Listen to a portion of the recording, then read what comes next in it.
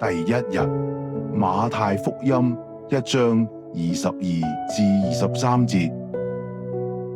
呢一切嘅事成就，係要應驗主藉住先知所講嘅話，必有童女懷孕生子，人要稱佢嘅名為以馬內利。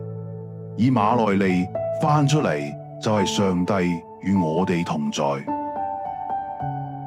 上帝與我哋同在，強調上帝唔只係存在，而係積極與人同在，親自進入歷史，承擔我哋嘅罪與軟弱。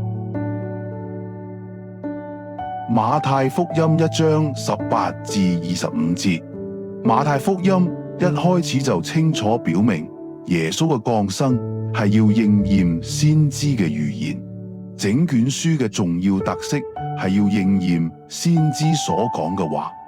耶穌不是人們想象出嚟嘅偉大人物，而係神喺歷史中親自實現佢嘅應許。路德宗神學強調，道成肉身，上帝親自進入我哋嘅世界，承擔罪同軟弱，使救恩不再係人努力嘅結果，而係神主動臨到賜下嘅恩典。呢個亦都係我哋信仰嘅核心。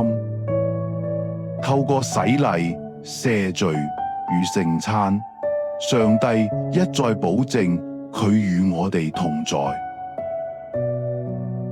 想象一個孩子喺夜裏做噩夢，喊住醒來，當父母嚟到床邊坐低時，即使問題冇即刻解決，孩子因父母嘅陪伴就得住安慰同埋平安。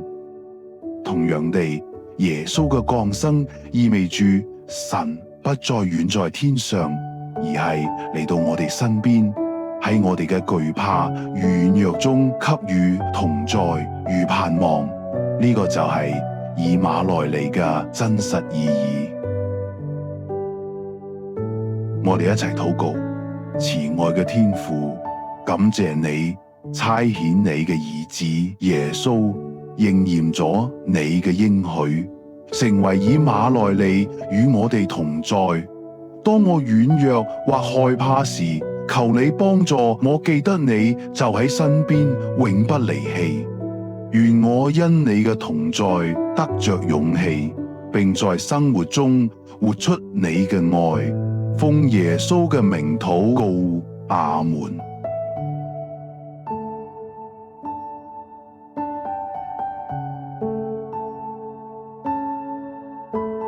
反思喺困難或者軟弱時，我如何經驗到以馬內利嘅真實，每日可以經歷神嘅真實陪伴同力量呢？